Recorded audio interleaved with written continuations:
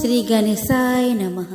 तो प्रेम से बोले सत्यनारायण भगवान की जय। सत्यनारायण भगवान की कथा स्कंद पुराण के रेवा खंड में है। ऐसा माना जाता है कि यह कथा कहने वाले व्यक्ति के सभी मनोरथ पूर्ण होते हैं। साथ ही यह कथा अनेकों प्रकार से अपनी उपयोगिता भी सिद्ध करती है। भगवान सत्यनारायण की कथा से समाज के सभी वर्ग को सत्य की शिक्षा मिलती है। पूरे भारत में इस कथा को पूर्ण भक्ति भाव से कहने वाले अनगिनत लोग हैं जो इस कथा और व्रत के नियमों का पालन करते हैं। सत्यनारायण भगवान की व्रत कथा गुरुवार को भी की जा सकती है। ऐसा माना जाता है कि सत्यनारायण भगवान की कथा भगवान विष्णु के सत्य स्वरूप की कथा है। पंचांग के अनुसार हर पूर्णिमा को सत्यनारायण भगवान की पूजा उपासना की जाती है। इस दिन भगवान श्री हरि विष्णु के नारायण स्वरूप की पूजा की जाती है। ऐसा माना जाता है कि इस व्रत को कहने से जीवन के सभी दुख और दरिद्रता का नाश होता है और जीवन में सुख शांति और समृद्धि आती है। इस कथा के दो प्रमुख विषय हैं, जिनमें एक है संकल्प को भूलना और दूसरा है भगवान सत्यनारायण के प्रसाद का अपमान। सत्यनारायण व्रत कथा में अलग अलग अध्यायों में छोटी छोटी कहानियों के माध्यम से सत्य का पालन न करने पर किस तरह की परेशानी आती है यह बताया गया है। सत्य को ही नारायण के रूप में पूजना सत्यनारायण की पूजा है। इसका अर्थ यह भी है कि संसार में एकमात्र हरि नारायण ही सत्य है, बाकी सब माया है। सत्य में ही सारा जगत समाया हुआ है। सत्य के सहारे ही शिव भगवान पृथ्वी को धारण करते हैं। सत्य को ईश्वर मानकर निष्ठा के साथ समाज के किसी भी वर्ग का व्यक्ति इस व्रत कथा को सुनता है तो उसे उसकी इच्छा के अनुरूप फल प्राप्त होता है। तो चलिए दोस्तों, इस वीडियो में हम श्रवण करें श्री सत्यनारायण भगवान की व्रत कथा को। आइए दोस्तों, अब हम श्रवण करें श्री सत्यनारायण व्रत कथा का प्रथम अध्याय को। तो दोस्तों, व्यास जी बोले कि एक समय की बात है। नैमिष आरण्य में शौनक आदि ऋषियों ने पौराणिक श्री सूत जी से विनय पूर्वक पूछा कि भगवान, संसार के कल्याण के लिए आप यह बतलाने की कृपा करें कि चारों युगों में कौन पूजनीय और कौन सेवनीय है तथा कौन सबके अभिष्ट मनोरथों को पूर्ण करने वाला है। मानव अनायास से किसकी आराधना द्वारा अपनी मंगलमय कामना को प्राप्त कर सकता है। ब्राह्मण, आप ऐसे सत्य उपाय को बतलाएं जो मनुष्य की कीर्ति को बढ़ाने वाला हो। शौनक आदि ऋषियों द्वारा इस प्रकार पूछे जाने पर श्री सूत जी भगवान सत्यनारायण की प्रार्थना करने लगे। श्री सूत जी ने प्रार्थना करते हुए कहा कि प्रफुल्लित नवीन कमल के समान नेत्र वाले भगवती लक्ष्मी के क्रीड़ा पात्र, चतुर्भुज सुवर्ण कांति के समान सुंदर शरीर वाले, संसार की रक्षा करने के एकमात्र मूल कारण तथा शत्रुओं के लिए धूम्र केतु स्वरूप भगवान सत्यनारायण देव की मैं स्तुति करता हूँ, जो भगवान करुणा के निधान है, जिनके चरण कमल वंदनीय है, जो भक्तों पर अनुकंपा करने वाले हैं, जो लक्ष्मण जी के साथ रहते हैं और माता श्री सीता से समन्वित है तथा माता बेदही श्री जनक नंदिनी जी के मुख के कमल की ओर स्निग्ध भाव से देखते रहते हैं। उन शत्रुघ्न, हनुमान तथा भरत से भी पूरे सत्य कुल का संहार करने वाले सत्य स्वरूप सूर्य श्रेष्ठ राघवेंद्र श्री रामचंद्र जी की मैं वंदना करता हूँ। सूत जी ने कहा कि ऋषियों, अब मैं आपसे श्रेष्ठ राजाओं के चरित्रों से संबंध एक इतिहास का वर्णन करता हूँ, उसे आप लोग श्रवण करें। यह पवित्र आख्यान कलि युग के संपूर्ण पापों का विनाश करने वाला, कामनाओं को पूर्ण करने वाला, देवताओं द्वारा आभासित, ब्राह्मणों द्वारा प्रकाशित, विद्वानों को आनंदित करने वाला तथा विशेष रूप से सत्संग के चर्चा स्वरूप है। ऋषियों, एक समय योगी देव ऋषि नारद जी सबके कल्याण की कामना से विविध लोकों में भ्रमण करते हुए इस मृत्यु लोक में आए। यहाँ उन्होंने देखा कि अपने अपने किए गए कर्मों के अनुसार संसार के प्राणी नाना प्रकार के कलेशों एवं दुखों से दुखी है और विविध आदि एवं व्याधि से ग्रस्त है। यह देखकर उन्होंने सोचा कि कौन सा ऐसा उपाय है जिससे इन प्राणियों के दुख का नाश हो। ऐसा विचार कर वह विष्णु लोक में गए। वहाँ उन्होंने शंख, चक्र, गदा, पद्म और वनमाला से अलंकृत प्रसन्न मुख, शांत सनक सनंदन तथा सनत कुमार आदि से संस्तुत भगवान नारायण का दर्शन किया। उन देव आदि देव का दर्शन कर नारद जी उनकी इस प्रकार स्तुति करने लगे। वाणी और मन से जिनका स्वरूप परे है और जो अनंत शक्ति संपन्न है, आदि मध्य और अंत से रहित है, ऐसे महान आत्मा निर्गुण स्वरूप आप परमात्मा को मेरा नमस्कार है। सभी के आदि पुरुष, लोक उपकार परायण, सर्वत्र व्याप्त तपोमूर्ति आपको मेरा बार बार नमस्कार है। देवऋषि नारद की स्तुति सुनकर भगवान विष्णु बोले कि देवऋषि, आप किस कारण से यहाँ आए हैं? आपके मन में कौन सी चिंता है? महाभाग, आप सभी बातें बताएं, मैं उचित उपाय कहूँगा। नारद जी ने कहा कि प्रभु, लोकों में भ्रमण करता हुआ मैं मृत्यु लोक में गया था। वहाँ मैंने देखा कि संसार के सभी प्राणी अनेक प्रकार के कलेश तापों से दुखी है, अनेक रोगों से ग्रस्त है। उनकी वैसी दुर्दशा देखकर मेरे मन में बड़ा कष्ट हुआ और मैं सोचने लगा कि किस उपाय से इन दुखी प्राणियों का उद्धार होगा। भगवान, उनके कल्याण के लिए आप कोई श्रेष्ठ एवं सुगम उपाय बतलाने की कृपा करें। नारद जी के इन वचनों को सुनकर भगवान नारायण ने साधु साधु शब्दों से उनका अभिनंदन किया और कहा कि नारद जी, जिस विषय में आप पूछ रहे हैं उसके लिए मैं आपको एक सनातन व्रत बतलाता हूँ। भगवान नारायण सत्ययुग और त्रेता युग में विष्णु स्वरूप में फल प्रदान करते हैं और द्वापर में अनेक रूप धारण कर फल देते हैं, परंतु कली युग में सर्वव्यापक भगवान सत्यनारायण प्रत्यक्ष फल देते हैं, क्योंकि धर्म के 4 पाद है, सत्य, शौच, तप और दान। इनमें सत्य ही प्रधान धर्म है। सत्य पर ही लोक का व्यवहार टिका है और सत्य में ही ब्रह्म प्रतिष्ठित है। इसीलिए सत्य स्वरूप भगवान सत्यनारायण का व्रत परम श्रेष्ठ कहा गया है। नारद जी ने पुनः पूछा कि भगवान सत्यनारायण की पूजा का क्या फल है और इसकी क्या विधि है? देव कृपा सागर, आप सभी बातें अनुग्रह पूर्वक मुझसे बताएं। श्री भगवान बोले कि नारद, सत्यनारायण की पूजा का फल एवं विधि चतुर्मुख ब्रह्मा भी बतलाने में समर्थ नहीं है, किंतु संक्षेप में मैं उसका फल तथा विधि बतला रहा हूँ, आप उसे सुने। सत्यनारायण के व्रत एवं पूजा से निर्धन व्यक्ति धनाढ्य और पुत्रहीन व्यक्ति पुत्रवान हो जाता है। राज्यच्युत व्यक्ति राज्य प्राप्त कर लेता है। दृष्टिहीन व्यक्ति दृष्टि संपन्न हो जाता है। बंदी बंधन मुक्त हो जाता है और भयार्थ व्यक्ति निर्भय हो जाता है। अधिक क्या, व्यक्ति जिस जिस वस्तु की इच्छा करता है उसे वह सब प्राप्त हो जाती है। इसीलिए मुझे मनुष्य जन्म में भक्ति पूर्वक सत्यनारायण की आवश्यक आराधना करनी चाहिए। इससे वह अपने अभिलषित वस्तु को निस्संदेह शीघ्र ही प्राप्त कर लेता है।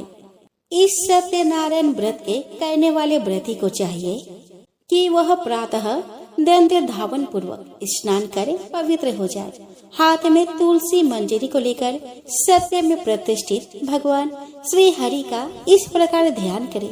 सघन मेघ के समान अत्यंत निर्मल चतुर्भुज अति श्रेष्ठ पीले वस्त्रों को धारण करने वाले प्रसन्न मुख नवीन कमल के समान नेत्र वाले सनक सनंदन आदि से उपसेवित भगवान नारायण का मैं सतत चिंतन करता हूँ।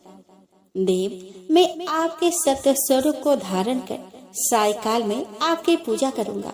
आपके रमणीय चरित्र को सुनकर आपके प्रसाद अर्थात आपकी प्रसन्नता का मैं सेवन करूँगा। इस प्रकार मन में संकल्प कर सायकाल में विधि पूर्वक भगवान सत्यनारायण की पूजा करनी चाहिए। पूजा में 5 कलश रखने चाहिए, कदली स्तंभ और चंदनवार लगाने चाहिए।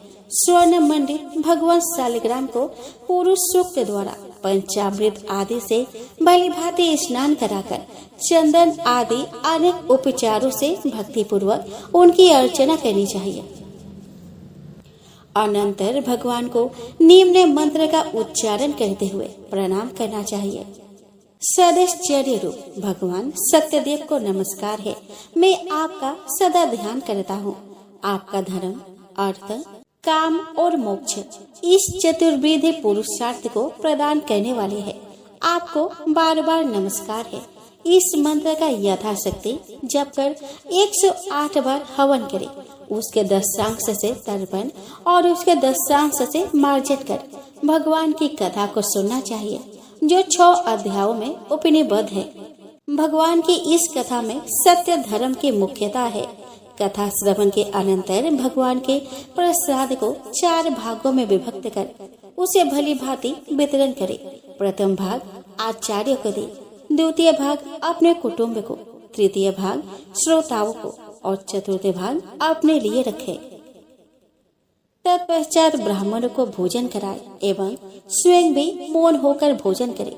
देवऋषि इस विधि से सत्यनारायण की पूजा करनी चाहिए।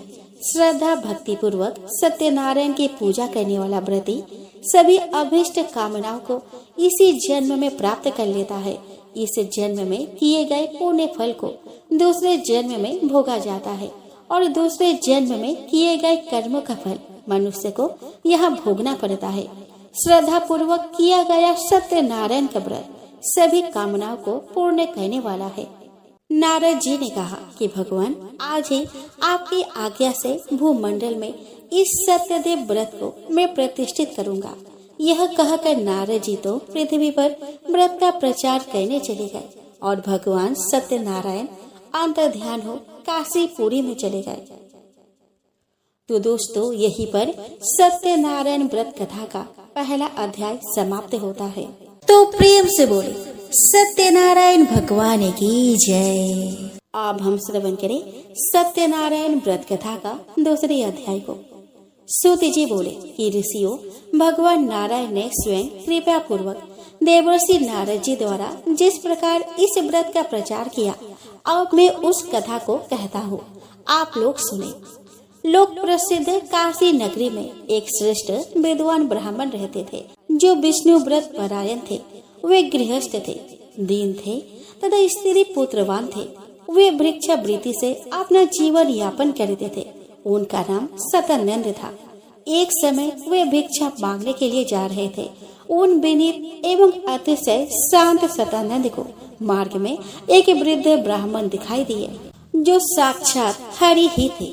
उन वृद्ध ब्राह्मण वेशधारी श्री हरि ने ब्राह्मण सतानंद से पूछा कि द्विश्रेष्ठ, आप किस निमित्त से कहाँ जा रहे हैं? सतानंद बोले कि सौम्य, अपने पुत्र और कलत्रादि आदि के भरण पोषण के लिए धन याचना की कामना से मैं धनिकों के पास जा रहा हूँ। नारायण ने कहा कि द्विज, निर्धनता के कारण आपने दीर्घ काल से भिक्षावृत्ति अपना रखी है। इसके निवृत्ति के लिए सत्यनारायण व्रत कलि युग में सर्वोत्तम उपाय है। इसलिए मेरे कथन के अनुसार आप कमल नेत्र भगवान सत्यनारायण के चरणों की शरण ग्रहण करें। इससे दारिद्र्य, शोक और सभी संतापों का विनाश होता है तथा मोक्ष भी प्राप्त होता है। करुणा मूर्ति भगवान के इन वचनों को सुनकर ब्राह्मण सतानंद ने पूछा कि यह सत्यनारायण कौन है? ब्राह्मण रूपधारी भगवान बोले कि नाना रूप धारण करने वाले, सत्यव्रत, सर्वत्र व्याप्त रहने वाले तथा निरंजन वे देव इस समय विप्र का रूप धारण कर तुम्हारे सामने आए हैं। इस महान दुख रूपी संसार सागर में पड़े हुए प्राणियों को तारने के लिए भगवान के चरण नौका रूप है। जो बुद्धिमान व्यक्ति है वे भगवान की शरण में जाते हैं, किंतु विषयों में व्याप्त विषय बुद्धि वाले व्यक्ति भगवान की शरण में ना जाकर इसी संसार सागर में पड़े रहते हैं। इसलिए द्विज संसार के कल्याण के लिए विविध उपचारों से भगवान सत्यनारायण देव की पूजा आराधना तथा ध्यान करते हुए तुम इस व्रत को प्रकाश में लाओ। विप्र रूपधारी भगवान के ऐसे कहते ही उस ब्राह्मण सतानंद ने मेघों के समान नील वर्ण सुंदर 4 भुजाओं में शंख चक्र गदा तथा पद्म लिए हुए पीताम्बर धारण किए हुए नए विकसित कमल के समान नेत्र वाले तथा मंद मंद मधुर मुस्कान वाले वन माला युक्त और भौरों के द्वारा चुंबित चरण कमल वाले पुरुषोत्तम भगवान नारायण के साक्षात दर्शन किए। भगवान की वाणी सुनने और उनका प्रत्यक्ष दर्शन करने से उस विप्र के सभी अंग पुलकित हो उठे, आंखों में प्रेमाश्रु भर आए। उसने भूमि पर गिरकर भगवान को साष्टांग प्रणाम किया और गदगद वाणी से वह उनकी इस प्रकार स्तुति करने लगा कि संसार के स्वामी जगत के कारण के भी कारण अनाथों के नाथ कल्याण मंगल को देने वाले शरण देने वाले पूर्ण रूप पवित्र अव्यक्त तथा व्यक्त होने वाले और आदि भौतिक आदि देवी और आध्यात्मिक तीनों प्रकार के तापों का समूल उच्छेद करने वाले भगवान सत्यनारायण को मैं प्रणाम करता हूँ। इस संसार के रचयिता सत्यनारायण देव को नमस्कार है। विश्व के भरण पोषण करने वाले शुद्ध सत्व स्वरूप को नमस्कार है और विश्व का विनाश करने वाले कराल महाकाल स्वरूप को नमस्कार है। संपूर्ण संसार का मंगल करने वाले आत्म मूर्ति स्वरूप हे भगवान आपको नमस्कार है। आज मैं धन्य हो गया, पुण्यवान हो गया। आज मेरा जन्म लेना सफल हो गया, जो कि मन बारी से अगम अगोचर आपका मुझे प्रत्यक्ष दर्शन हुआ। मैं अपने भाग्य की क्या सराहना करूं। न जाने मेरे किस पुण्य कर्म का यह फल था जो मुझे आपके दर्शन हुए। प्रभु आपने क्रियाहीन इस मंद बुद्धि के शरीर को सफल कर दिया। लोकनाथ रमापति किस विधि से भगवान सत्यनारायण का पूजन करना चाहिए? विभो कृपा कर उसे भी आप बताएं। संसार को मोहित करने वाले भगवान नारायण मधुर वाणी में बोले कि विपेंद्र मेरी पूजा में बहुत अधिक धन की आवश्यकता नहीं होती। अनायास से जो धन प्राप्त हो जाए उसी से श्रद्धा पूर्वक मेरे यजन करना चाहिए।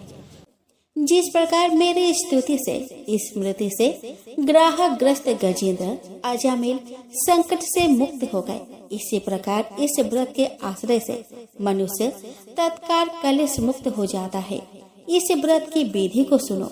अभिष्ट कामना की सिद्धि के लिए पूजा की सामग्री एकत्र कर विधि पूर्वक भगवान सत्यनारायण की पूजा करनी चाहिए। 1.25 सेर के लगभग गोधूम चूर्ण में दूध और शक्कर मिलाकर उस चूर्ण को घृत से युक्त कर हरि को निवेदित करना चाहिए। ये भगवान को अत्यंत प्रिय है। पंचामृत के द्वारा भगवान शालग्राम को स्नान कराकर गंध पुष्प धूप दीप नैवेद्य तथा तांबूल आदि उपचारों से मंत्रों द्वारा उनकी अर्चना करनी चाहिए। अनेक मिष्टान्न तथा भोज्य भोज्य पदार्थों एवं मौसमी फलों तथा फूलों से भक्ति पूर्वक पूजा करनी चाहिए। फिर ब्राह्मणों तथा स्वजनों के साथ मेरी कथा, राजा तुंगध्वज के इतिहास, भीलों की और बनीकी की कथा को आदर पूर्वक श्रवण करना चाहिए। कथा के अनंतर भक्ति पूर्वक सत्यदेव को प्रणाम कर प्रसाद का वितरण करना चाहिए।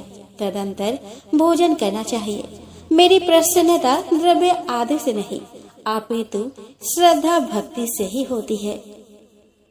विपेंद्र इस प्रकार जो विधि पूर्वक पूजा करते हैं वह पुत्र पौत्र तथा धन संपत्ति से युक्त होकर श्रेष्ठ भोगों का उपभोग करते हैं और अंत में मेरा सानिध्य प्राप्त कर मेरे साथ आनंद पूर्वक रहते हैं। व्रती जो जो कामना करता है वह उसे अवश्य ही प्राप्त हो जाती है।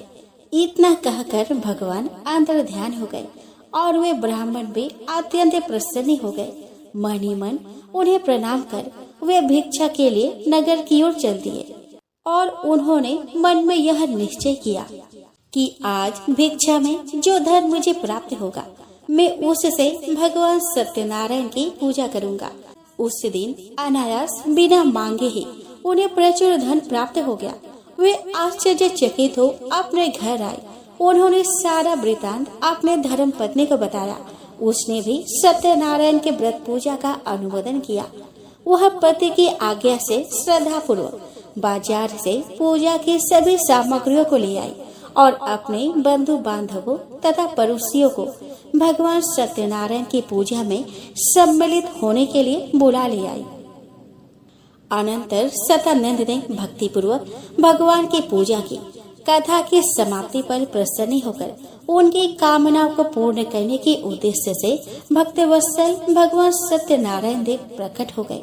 उनका दर्शन कर ब्राह्मण सतानंद ने भगवान से इस लोक में तथा परलोक में सुख एवं पराभक्ति की याचना की और कहा कि हे भगवान, आप मुझे अपना दास बना ले।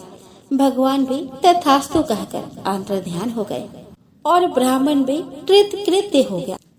वे सभी भगवान को दंडवत प्रणाम कर आदर पूर्वक प्रसाद ग्रहण कर यह ब्राह्मण धन्य है, धन्य है, इस प्रकार कहते हुए अपने अपने घर चले गए। तभी से लोक में यह प्रचार हो गया कि भगवान सत्यनारायण का व्रत अभिष्ट कामनाओं की सिद्धि प्रदान करने वाला, कलेश नाशक और भोग्य मोक्ष को प्रदान करने वाला है। इति सत्यनारायण व्रत का द्वितीय अध्याय का समापन होता है। तो प्रेम से बोले सत्यनारायण भगवान की जय। अब हम श्रवण करेंगे सत्यनारायण व्रत कथा का तृतीय अध्याय को। सूत जी बोले कि ऋषियों, प्राचीन काल में केदार खंड के मणिपूरक नामक नगर में चंद्रचूड़ नामक एक धार्मिक तथा प्रजावत्सल राजा रहते थे। वे अत्यंत शांत स्वभाव, मृदुभाषी, धीर प्रकृति तथा भगवान नारायण के भक्त थे। विंध्य देश के मलिचगण उनके शत्रु हो गए। उस राजा का उन मलिचों से अस्त्र शस्त्रों द्वारा भयानक युद्ध हुआ।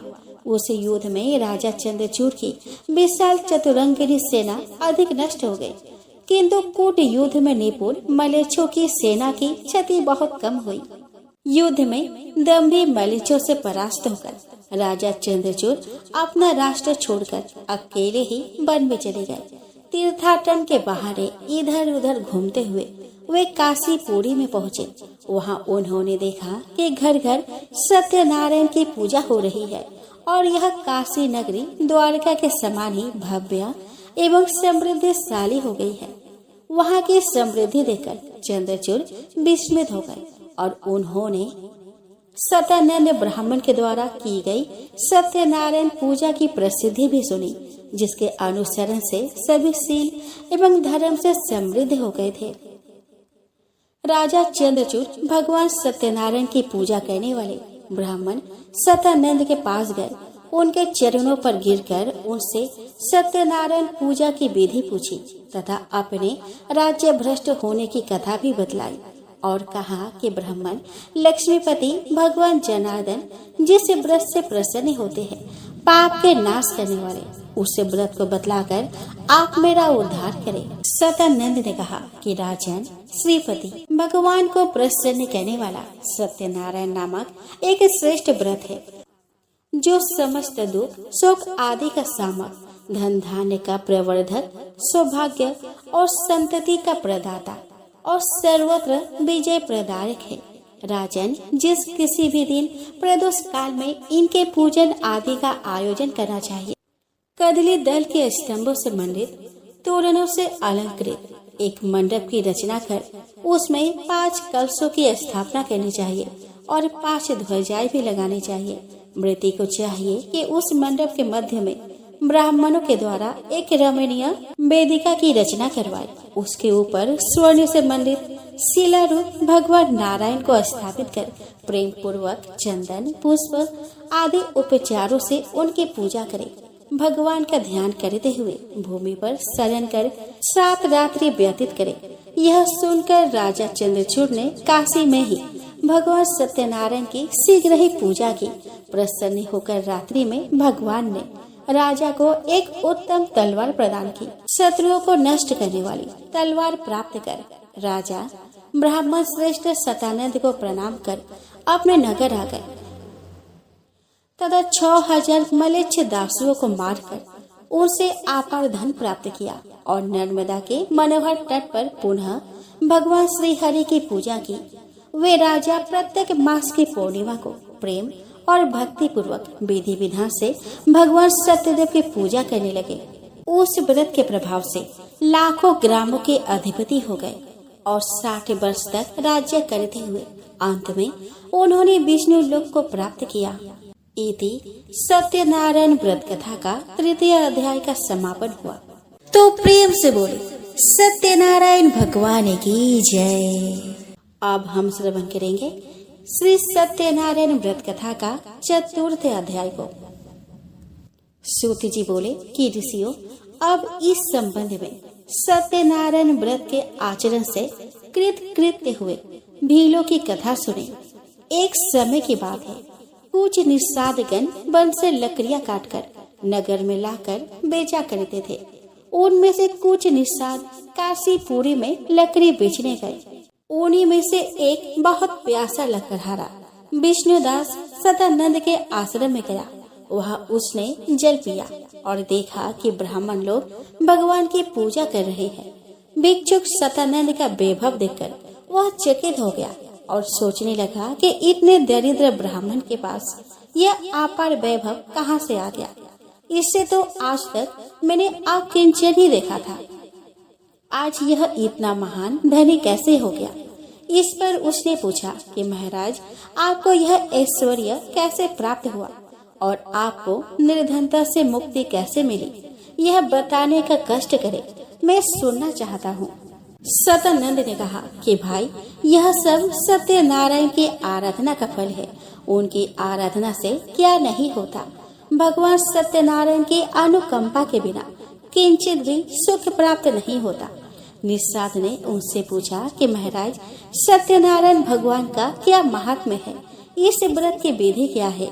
आप उनकी पूजा के सभी उपचारों का वर्णन करें, क्योंकि उपकार परायण संत महात्मा अपने हृदय में सबके लिए समान भाव रखते हैं, किसी से कोई कल्याणकारी बात नहीं छिपाते।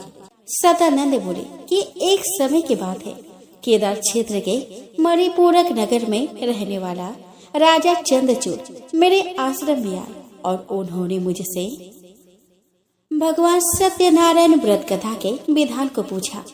हे निषाद पुत्र, इस पर मैंने जो उन्हें बताया था उसे तुम सुनो। सकाम भाव से अथवा निष्काम भाव से किसी भी प्रकार भगवान की पूजा का मन में संकल्प कर उनकी पूजा करनी चाहिए। सवा से गोधूम के चूर्ण को मधु तथा सुगंधित घृत से संस्कृत कर नैवेद्य के रूप में भगवान को अर्पण करना चाहिए। भगवान सत्यनारायण को पंचामृत से स्नान कराकर चंदन आदि उपचारों से उनकी पूजा करनी चाहिए। पायस, आपूप, संयाप, दधि, दुग्ध, ऋतुफल, पुष्प, धूप, दीप तथा नैवेद्य आदि से भक्ति पूर्वक भगवान की पूजा करनी चाहिए। यदि वैभव रहे तो और अधिक उत्साह एवं समारोह से पूजा करनी चाहिए। भगवान भक्ति से जितना प्रसन्न होते हैं उतना विपुल द्रव्यों से प्रसन्न नहीं होते। भगवान संपूर्ण विश्व के स्वामी एवं आप्त काम है। उन्हें किसी वस्तु की आवश्यकता नहीं, केवल भक्तों के द्वारा श्रद्धा से अर्पित की हुई वस्तु को वे ग्रहण करते हैं। इसीलिए दुर्योधन के द्वारा की जाने वाली राज पूजा को छोड़कर भगवान ने विदुर के आश्रम में आकर शाक भाजी और पूजा को ग्रहण किया। सुदामा के टंडुल कर्ण को स्वीकार कर भगवान ने उन्हें मनुष्य के लिए सर्वथा दुर्लभ संपत्तियां प्रदान कर दी। भगवान केवल प्रीति पूर्वक भक्ति की ही अपेक्षा करते हैं। गोप, गृहधर, बड़ी, व्याध, हनुमान, विभीषण के अतिरिक्त अन्य वृतासुर आदि दैत्य भी नारायण के सानिध्य को प्राप्त कर उनके अनुग्रह से आज भी आनंद पूर्वक रह रहे हैं। निषाद पुत्र, मेरी बात सुनकर उस राजा चंद्रचूड़ ने पूजा सामग्रियों को एकत्रित कर आदर पूर्वक भगवान की पूजा की। फलस्वरूप वे अपना नष्ट हुआ द्रव्य प्राप्त कर आज भी आनंदित हो रहे हैं। इसीलिए तुम भी भक्ति से सत्यनारायण की उपासना करो। इससे तुम इस लोकों में सुख को प्राप्त कर अंत में भगवान विष्णु का सानिध्य प्राप्त करोगे। यह सुनकर वह निषाद कृतकृत्य हो गया। विप्र श्रेष्ठ सतानंद को प्रणाम कर अपने घर जाकर उसने अपने साथियों को भी हरि सेवा का महात्म्य बताया। उन सब ने भी प्रसन्नचित हो श्रद्धा पूर्वक यह प्रतिज्ञा की कि आज काष्ठ को बेचकर हम लोगों को जितना धन प्राप्त होगा उससे अपने सभी बंधु बांधवों के साथ श्रद्धा एवं विधि पूर्वक हम सत्यनारायण की पूजा करेंगे। उस दिन उन्हें काष्ठ बेचने से पहले की अपेक्षा 4 गुना धन मिला। घर आकर उन सब ने सारी बात स्त्रियों को बताई और फिर सब ने मिलकर आदर पूर्वक भगवान सत्यनारायण की पूजा की और कथा का श्रवण किया और भक्ति पूर्वक भगवान का प्रसाद सबको वितरित कर स्वयं भी ग्रहण किए। पूजा के प्रभाव से पुत्र पत्नी आदि से समन्वित निषाद गरुड़ ने पृथ्वी पर द्रव्य और श्रेष्ठ ज्ञान दृष्टि को प्राप्त किया। द्विश्रेष्ठ उन सब ने यथेष्ट भोगों का उपभोग किया और अंत में वे सभी योगी जनों के लिए भी दुर्लभ वैष्णव धाम को प्राप्त हुए। इति श्री सत्यनारायण व्रत कथा का 4th अध्याय समाप्त हुआ। तो प्रेम से बोले सत्यनारायण भगवान की जय। अब हम श्रवण करेंगे सत्यनारायण व्रत कथा का 5वां अध्याय। सूति जी बोले कि ऋषियों, अब मैं एक साधु बने की कथा कहता हूँ। एक बार भगवान सत्यनारायण का भक्त मणिपूरक नगर का स्वामी महायजस्वी राजा चंद्रचूड़ अपने प्रजाओं के साथ व्रत पूर्वक सत्यनारायण भगवान का पूजन कर रहा था। उसी समय रत्नपुर निवासी महाधनी साधु बनी अपने नौका को धन से परिपूर्ण कर नदी तट से यात्रा करता हुआ वहाँ पे आ पहुँचा। वहाँ उसने अनेक ग्राम वासियों सहित मणि मुक्ता से निर्मित तथा श्रेष्ठ बीतना आदि से विभूषित पूजन मंडप को देखा। गीत वाद्य आदि की ध्वनि तथा वेद ध्वनि भी वहाँ उसे सुनाई पड़ी। उस रम्य स्थान को देखकर साधु बनिक ने अपने नाविकों को आदेश दिया कि यहाँ पर नौका रोक दो, मैं यहाँ के आयोजन को देखना चाहता हूँ। इस पर नाविकों ने वैसा ही किया। नाव से उतरकर उस बनिक ने लोगों से जानकारी प्राप्त की और वह सत्यनारायण भगवान की कथा मंडप में गया तथा वहाँ उसने उन सभी से पूछा कि महाशय, आप लोग यह कौन सा पुण्य कार्य कर रहे हैं। इस पर उन लोगों ने कहा कि हम लोग अपने मानवीय राजा के साथ भगवान सत्यनारायण की पूजा कथा का आयोजन कर रहे हैं। इसी व्रत के अनुष्ठान से इन्हें निष्कंटक राज्य प्राप्त हुआ है। भगवान सत्यनारायण की पूजा से धन के कामना वाला द्रव्य लाभ, पुत्र की कामना वाला उत्तम पुत्र और ज्ञान की कामना वाला ज्ञान दृष्टि प्राप्त करता है और भायातुर मनुष्य सर्वदा निर्भय हो जाता है। इनकी पूजा से मनुष्य अपने सभी कामनाओं को प्राप्त कर लेता है। यह सुनकर उसने गले में वस्त्र को कई बार लपेटकर भगवान सत्यनारायण को दंडवत प्रणाम कर सभासदों को भी सादर प्रणाम किया और कहा कि भगवान, मैं संततिहीन हूँ, अतः मेरा सारा ऐश्वर्य तथा सारा उद्यम सभी व्यर्थ है।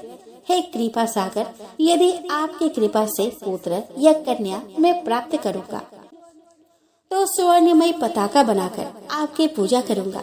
इस पर सभासदों ने कहा कि आपकी कामना पूर्ण हो। तदंतर उसने भगवान सत्यनारायण एवं सभासदों को पुनः प्रणाम कर प्रसाद ग्रहण किया और हृदय से भगवान का चिंतन करता हुआ वह साधु बने सबके साथ अपने घर गया। घर आने पर मांगलिक द्रव्यों से स्त्रियों ने उसका यथोचित स्वागत किया। साधु बने अतिशय आश्चर्य के साथ मंगलमय अंतःपुर में गया। उसकी पतिव्रता पत्नी लीलावती ने भी उसके स्त्रियोचित सेवा की। भगवान सत्यनारायण की कृपा से समय आने पर बंधु बांधवों को आनंदित करने वाली तथा कमल के समान नेत्रों वाली उसे एक कन्या उत्पन्न हुई। इससे साधु बनिक अतिशय आनंदित हुआ और उस समय उसने पर्याप्त धन का दान दिया। वेदज्ञ ब्राह्मणों को बुलाकर उसने कन्या के जात कर्म आदि मंगल कृत्य संपन्न किए। उस बालिका की जन्म कुंडली बनवाकर उसका नाम कलावती रखा। कलानिधि चंद्रमा की कला के समान वह कलावती नित्य बढ़ने लगी। 8 वर्ष की बालिका गौरी, 9 वर्ष की रोहिणी, 10 वर्ष की कन्या तथा उसके आगे अर्थात 12 वर्ष की बालिका प्रोढ़ा ये रजस्वला कहलाती है। समय अनुसार कलावती भी बढ़ते बढ़ते विवाह के योग्य हो गई।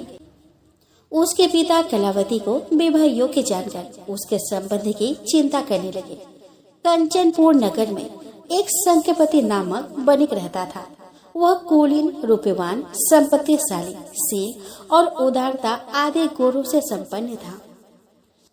अपने पुत्री के योग्य उस वर को देखकर साधु बणिक ने संख्यपति का वरण कर लिया और शुभ लग्न में अनेक मांगलिक उपचारों के साथ अग्नि के सानिध्य में वेद, वाद्य आदि ध्वनियों के साथ यथाविधि कन्या उसे प्रदान कर दी।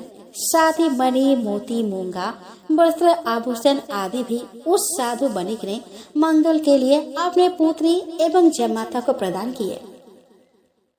साधु बणिक अपने दामाद को अपने घर में रखकर उसे पुत्र के समान मानता था और वह भी पिता के समान साधु बणिक का आदर करता था। इस प्रकार बहुत समय बीत गया। साधु बणिक ने भगवान सत्यनारायण की पूजा करने का पहले यह संकल्प लिया था कि संतान प्राप्त होने पर मैं भगवान सत्यनारायण की पूजा करूंगा, पर वह इस बात को भूल ही गया था। उसने पूजा नहीं की। कुछ दिनों बाद वह अपने जमाता के साथ व्यापार के निमित्त सुदूर नर्मदा के दक्षिण तट पर गया और वहां व्यापार निरत होकर बहुत दिनों तक ठहरा रहा। पर वहां भी उसने सत्यदेव के किसी प्रकार की भी उपासना नहीं की और परिणाम स्वरूप भगवान के प्रकोप का भजन बनकर वो अनेक संकटों से ग्रस्त हो गया। एक समय कुछ चोरों ने एक निस्तब्ध रात्रि में वहां के राजमहल से बहुत सा द्रव्य और मोती का माला को चुरा लिया। राजा ने चोरी की बात ज्ञात होने पर अपने राज पुरुषों को बुलाकर बहुत फटकारा और कहा कि यदि तुम लोगों ने चोरों का पता लगाकर सारा धन यहाँ 2 दिन में उपस्थित नहीं किया तो तुम्हारी असावधानी के लिए तुम्हें मृत्यु दंड दिया जाएगा। इस पर राजपुरुषों ने सर्वत्र व्यापक छानबीन की, परंतु बहुत प्रयत्न करने पर भी वे उन चोरों का पता नहीं लगा सके। फिर वे सभी एकत्रित होकर विचार करने लगे कि यह बड़े कष्ट की बात है। चोर तो मिला नहीं, धन भी नहीं मिला। अब राजा हम लोगों को परिवार के साथ मार डालेगा। मरने पर भी हमें प्रेत योनि प्राप्त होगी। इसीलिए आप तो यही श्रेयस्कर है कि हम लोग पवित्र नर्मदा नदी में डूबकर मर जाए, क्योंकि नर्मदा के प्रभाव से हमें शिवलोक की प्राप्ति होगी। वे सभी राजपुरुष आपस में ऐसा निश्चय कर नर्मदा नदी के तट पर गए। वहां उन्होंने उस साधु बणिक को देखा और उसके कंठ में मोती की माला भी देखी। उन्होंने उस साधु बणिक को ही चोर समझ लिया और वे सभी प्रसन्न होकर उन दोनों को धन सहित पकड़कर राजा के पास ले आए। भगवान सत्यनारायण भी पूजा करने में असत्य का आश्रय लेने के कारण बणिक के प्रतिकूल हो गए थे। इसी कारण राजा ने भी विचार किए बिना ही अपने सेवकों को आदेश दे दिया कि इनकी सारी संपत्ति जब्त कर खजाने में जमा कर दो और इन्हें हथकड़ी लगाकर जेल में डाल दो। सेवकों ने राज आज्ञा का पालन किया। बणिक की बातों पर किसी ने कुछ भी ध्यान नहीं दिया। अपने जमाता के साथ वह बणिक अत्यंत दुखित हुआ और विलाप करने लगा कि हाँ पुत्र, मेरा धन अब कहाँ चला गया? मेरी पुत्री और पत्नी कहाँ है? विधाता की प्रतिकूलता तो देखो। हम दुख सागर में निमग्न हो गए। अब इस संकट से हमें कौन पार करेगा? मैंने धर्म और भगवान के विरुद्ध आचरण किया, यह उन्हीं कर्मों का प्रभाव है। इस प्रकार विलाप करते हुए वे ससुर और जमाता कई दिनों तक जेल में भीषण संताप का अनुभव करते रहे। इति सत्यनारायण व्रत कथा का 5वां अध्याय यहीं पर समाप्त हुआ। तो प्रेम से बोले सत्यनारायण भगवान की जय। अब हम श्रवण करेंगे सत्यनारायण व्रत कथा का 6वां अध्याय। सूत जी ने कहा कि ऋषियों, आध्यात्मिक, आधि दैविक और आदि भौतिक इन तीनों तपों को हरण करने वाले भगवान विष्णु के मंगलमय चरित्र को जो सुनते हैं वे सदा हरि के धाम में निवास करते हैं, किंतु जो भगवान का आश्रय नहीं ग्रहण करते उन्हें विस्मृत कर देते हैं, उन्हें कष्टमय नरक प्राप्त होता है। भगवान विष्णु की पत्नी का नाम कमला यानी कि लक्ष्मी है। इनके 4 पुत्र है, धर्म, यज्ञ, राजा और चोर। यह सभी लक्ष्मी प्रिय है, अर्थात ये लक्ष्मी की इच्छा करते हैं। ब्राह्मणों और अतिथियों को जो दान दिया जाता है वह धर्म कहा जाता है। इसके लिए धन की आवश्यकता है। स्वाहा और स्वधा के द्वारा जो देव यज्ञ और पितृ यज्ञ किया जाता है वह यज्ञ कहा जाता है। उसमें भी धन की अपेक्षा होती है। धर्म और यज्ञ की रक्षा करने वाला राजा कहलाता है। इसीलिए राजा को भी लक्ष्मी धन की अपेक्षा रहती है। धर्म और यज्ञ को नष्ट करने वाला चोर कहलाता है। वह भी धन की इच्छा से चोरी करता है। इसीलिए ये चारों किसी न किसी रूप से लक्ष्मी के किंकर है, परंतु जहाँ सत्य रहता है वही धर्म रहता है और वही लक्ष्मी भी स्थिर रूप से रहती है। वह बनिक सत्य धर्म से च्युत हो गया था। उसने सत्यनारायण व्रत ना कर प्रतिज्ञा भंग की थी। इसीलिए राजा ने उस बनिक के घर से भी सारा धन हरण करवा लिया और घर में चोरी भी हो गई। बेचारी उसकी पत्नी लीलावती एवं पुत्री कलावती के साथ अपने वस्त्र, आभूषण तथा मकान बेचकर जैसे तैसे जीवन यापन करने लगी। एक दिन उसकी कन्या कलावती भूख से व्याकुल होकर किसी ब्राह्मण के घर गई और वहां उसने ब्राह्मण को भगवान सत्यनारायण की पूजा करते हुए देखा। जगन्नाथ सत्यदेव की प्रार्थना करते हुए देखकर उसने भी भगवान से प्रार्थना की कि हे सत्यनारायण देव, मेरे पिता और पति यदि घर पर आ जाएंगे तो मैं भी आपकी पूजा करूंगी। उसकी बात सुनकर ब्राह्मणों ने कहा कि ऐसा ही होगा। इस प्रकार ब्राह्मणों से आश्वासन युक्त आशीर्वाद प्राप्त कर वह अपने घर वापस आ गई। रात्रि में देर से लौटने के कारण माता ने उससे डांटते हुए पूछा कि बेटी, इतनी रात तक तुम कहाँ रही? इस पर उसने उसे प्रसाद देते हुए सत्यनारायण पूजा का वृतांत को बताया और कहा कि माँ, मैंने वहाँ सुना कि भगवान सत्यनारायण कलयुग में प्रत्यक्ष फल देने वाले हैं।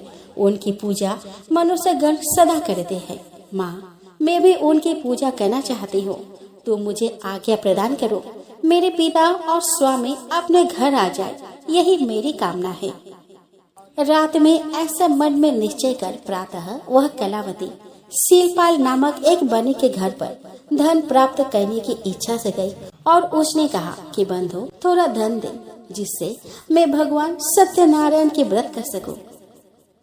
यह सुनकर सीलपाल ने उसे 5 अशर्फी दी और कहा कि कलावती, तुम्हारे पिता का कुछ ऋण शेष था, मैं उन्हें ही वापस कर रहा हूँ। इसे देकर आज में वो ऋण हो गया। यह कहकर सीलपाल गया तीर्थ में श्राद्ध करने चला गया। कन्या ने अपने माँ लीलावती के साथ उस द्रव्य से कल्याणप्रद सत्यनारायण व्रत का श्रद्धा भक्ति से विधि पूर्वक अनुष्ठान किया। इससे सत्यनारायण भगवान संतुष्ट हो गए। उधर नर्मदा तटवासी राजा अपने राजमहल में सो रहा था। रात्रि के अंतिम प्रहर में ब्राह्मण वेशधारी भगवान सत्यनारायण ने स्वप्न में उससे कहा कि राजन, तुम शीघ्र उठकर उन निर्दोष बनिकों को बंधन मुक्त कर दो। वे दोनों बिना अपराध के ही बंदी बना लिए गए हैं। यदि तुम ऐसा नहीं करोगे तो तुम्हारा कल्याण नहीं होगा। इतना कहकर वे अंतर्निहित हो गए। राजा निद्रा से सहसा जाग उठा। वह परमात्मा का स्मरण करने लगा। प्रातः काल राजा अपने सभा में आया और उसने अपने मंत्री से देखे गए स्वप्न का फल पूछा। महामंत्री ने भी राजा से कहा कि राजन, बड़े आश्चर्य की बात है कि मुझे भी आज ऐसा ही स्वप्न दिखलाई पड़ा। अतः उस बड़ी और उसके जामाता को बुलाकर भली भांति पूछताछ कर लेनी चाहिए। राजा ने उन दोनों को बंदी गृह से बुलवाया और पूछा कि तुम दोनों कहाँ रहते हो और तुम कौन हो। इस पर साधु बनिक ने कहा कि राजन, मैं रत्नपुर का निवासी एक बनिक हूँ। मैं व्यापार करने के लिए यहाँ आया था, पर देवीवश आपके सेवकों ने हमें चोर समझकर पकड़ लिया। साथ में यह मेरा जमाता है। बिना अपराध के ही हमें मणि मुक्ता की चोरी लगी है। राजेंद्र, हम दोनों चोर नहीं है, आप भली भांति विचार कर ले। उसकी बातें सुनकर राजा को बड़ा पश्चाताप हुआ। उन्होंने उन्हें बंधन मुक्त कर दिया। उनके अनेक प्रकार से उन्हें अलंकृत कर भोजन कराया, वस्त्र आभूषण आदि देकर उनका सम्मान किया। साधु बनिक ने कहा कि राजन, मैंने कारागार में अनेक कष्ट भोगे हैं। अब मैं अपने नगर जाना चाहता हूँ, आप मुझे आज्ञा दें। इस पर राजा ने अपने कोषाध्यक्ष के माध्यम से साधु बनिक की नौका रत्नों आदि से परिपूर्ण करवा दी। फिर वह साधु बनिक अपने जमाता के साथ राजा द्वारा सम्मानित हो 2 गौरी धन लेकर रत्नपुर की ओर चला। साधु बनिक ने अपने नगर के लिए प्रस्थान किया, पर भगवान सत्यनारायण का पूजन वह उस समय भी भूल गया। भगवान सत्यदेव ने, जो कलियुग में तत्काल फल देते हैं, पुनः तपस्वी का रूप धारण कर वहां आकर उससे पूछा कि साधु, तुम्हारी इस नौका में क्या है? इस पर साधु बनिक ने उत्तर दिया कि आपको देने के लिए कुछ भी धन मेरे पास नहीं है। नाव में केवल कुछ लताओं के पत्ते भरे पड़े हैं। साधु बनिक के ऐसा कहने पर तपस्वी ने कहा कि ऐसा ही होगा। इतना कहकर तपस्वी अंतर्ध्यान हो गए। उनके ऐसा कहते ही नौका में धन के बदले केवल पत्ते ही दिखने लगे। यह सब देखकर साधु अत्यंत चकित एवं चिंतित हो गया। उसे मूर्छा सी आ गई। वह अनेक प्रकार से विलाप करने लगा। वज्रपात होने के समान वह स्तब्ध होकर सोचने लगा कि मैं अब क्या करूं, कहाँ जाऊं, मेरा धन कहाँ चला गया। जब माता के समझाने बुझाने पर उसे तपस्वी का श्राप समझकर वह पुनः उन्हीं तपस्वी के शरण में गया और गले में कपड़ा लपेटकर उन तपस्वी को प्रणाम कर कहा कि महाभाग, आप कौन है? कोई गंधर्व है या देवता है अथवा साक्षात परमात्मा है? प्रभु, मैं आपकी महिमा को लेस मात्र भी नहीं जानता। आप मेरे अपराधों को क्षमा कर दे और मेरी नौका के धन को पुनः पूर्ववत कर दे। इस पर तपस्वी रूप भगवान सत्यनारायण ने कहा कि तुमने चंद्रचूड़ राजा के सत्यनारायण के मंडप में संतति के प्राप्त होने पर भगवान सत्यदेव की पूजा करूंगा ऐसा प्रतिज्ञा की थी। तुम्हें कन्या प्राप्त हुई, उसका विवाह भी तुमने किया, व्यापार से धन भी प्राप्त किया, बंदी गृह से तुम मुक्त भी हो गए, पर तुमने भगवान सत्यनारायण की पूजा कभी नहीं की। इससे मिथ्या भाषण, प्रतिज्ञा लोभ और देवता की अवज्ञा आदि अनेक दोष हुए। तुम भगवान का स्मरण तक भी नहीं करते। इसी कारण हे मूढ़, तुम कष्ट भोग रहे हो। सत्यनारायण भगवान सर्वव्यापी है, वे सभी फलों को देने वाले हैं। उनका अनादर कर तुम कैसे सुख प्राप्त कर सकते हो? तुम भगवान को याद करो, उनका स्मरण करो। इस पर साधु बनिक को भगवान सत्यनारायण का स्मरण हुआ। वो पश्चाताप करने लगा। उसके देखते ही देखते वहाँ वे तपस्वी भगवान सत्यनारायण रूप में परिवर्तित हो गए। तब वह उनके इस प्रकार स्तुति करने लगे। सत्य स्वरूप, सत्य संध, सत्यनारायण भगवान हरि को नमस्कार है। जिस सत्य से जगत की प्रतिष्ठा है, उस सत्य स्वरूप आपको बार बार नमस्कार है। भगवान, आपकी माया से मोहित होने के कारण मनुष्य आपके स्वरूप को नहीं जान पाता और इस दुख रूपी संसार समुद्र को सुख मानकर उसी में लिप्त रहता है। धन के गर्व से मैं मूढ़ होकर मदांधकार से कर्तव्य और अकर्तव्य की दृष्टि से शून्य हो गया। मैं अपने कल्याण को भी नहीं समझ पा रहा हूँ। मेरे दो रातमय भाव के लिए आप क्षमा करें। हे तपोनिधे, आपको नमस्कार है। कृपा सागर, आप मुझे अपने चरणों का दास बना ले, जिससे मुझे आपके चरण कमलों का नित्य स्मरण होते रहे। इस प्रकार स्तुति कर उस साधु बनिक ने 1,00,000 मुद्रा से पुरोहित के द्वारा घर आकर सत्यनारायण की पूजा करने के लिए प्रतिज्ञा की। इस पर भगवान ने प्रसन्न होकर कहा कि वत्स, तुम्हारी इच्छा पूर्ण होगी। तुम पुत्र पौत्र से समन्वित होकर श्रेष्ठ भोगों को भोग कर मेरे सत्य लोक को प्राप्त करोगे और मेरे साथ आनंद प्राप्त करोगे। यह कहकर भगवान सत्यनारायण अंतर्निहित हो गए और साधु ने पुनः अपनी यात्रा प्रारंभ की। सत्यदेव भगवान से रक्षित हो वह साधु बने। एक सप्ताह में नगर के समीप पहुंच गया और उसने अपने आगमन का समाचार देने के लिए घर पर दूत भेजा। दूत ने घर आकर साधु बने की स्त्री लीलावती से कहा कि जयमाता के साथ सफल मनोरथ साधु बने आ रहे हैं। वह साध्वी लीलावती कन्या के साथ सत्यनारायण भगवान की पूजा कर रही थी। पति के आगमन को सुनकर उसने पूजा वहीं पर छोड़ दी और पूजा का शेष दायित्व तो अपने पुत्री को सौंपकर वो शीघ्रता से नौका के समीप चली गई। इधर कलावती भी अपने सखियों के साथ सत्यनारायण की जैसे तैसे पूजा समाप्त कर बिना प्रसाद लिए ही नौका की ओर चली गई। भगवान सत्यनारायण के प्रसाद के अपमान से जय माता सहित साधु बने की नौका जल के मध्य अलक्षित हो गई। यह देखकर सभी दुख में निमग्न हो गए। साधु बनिक भी मूर्छित हो गया। कलावती भी यह देखकर मूर्छित हो पृथ्वी पर गिर पड़ी और उसका सारा शरीर आंसुओं से भीग गया। वह हवा के बेग से हिलते हुए केले के पत्ते के समान कांपने लगी। हा नाथ, हा कांत कहकर विलाप करने लगी और कहने लगी कि हे विधाता, आपने मुझे पति से वियुक्त कर मेरी आशा तोड़ दी। पति के बिना स्त्री का जीवन अधूरा और निष्फल है। कलावती आर्त स्वर में भगवान सत्यनारायण से बोली कि हे सत्य सिंधु, हे भगवान सत्यनारायण, मैं अपने पति के वियोग में जल में डूबने वाली हूँ। आप मेरे अपराधों को क्षमा करें, पति को प्रकट कर मेरे प्राणों की रक्षा करें।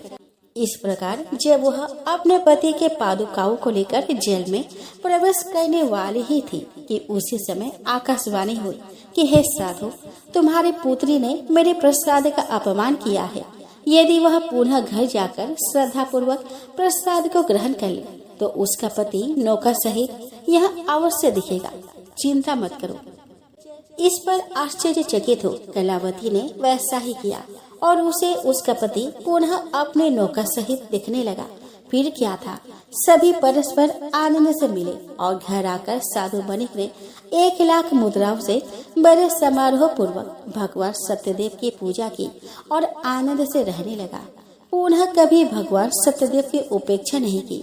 उस व्रत के प्रभाव से पुत्र पौत्र समन्वित अनेक भोगों का उपभोग करते हुए सभी स्वर्ग लोक चले गए। इस इतिहास को जो मनुष्य भक्ति पूर्वक सुनता है वह भी विष्णु को अत्यंत प्रिय हो जाता है, अपनी मनोकामना की सिद्धि प्राप्त कर लेता है।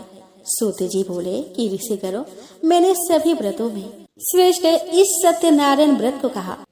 ब्राह्मण के मुख से निकला हुआ यह व्रत कलिकाल में अतिशय पुण्यप्रद है। इति श्री सत्यनारायण व्रत कथा का 6वां अध्याय यहीं पर समाप्त होता है।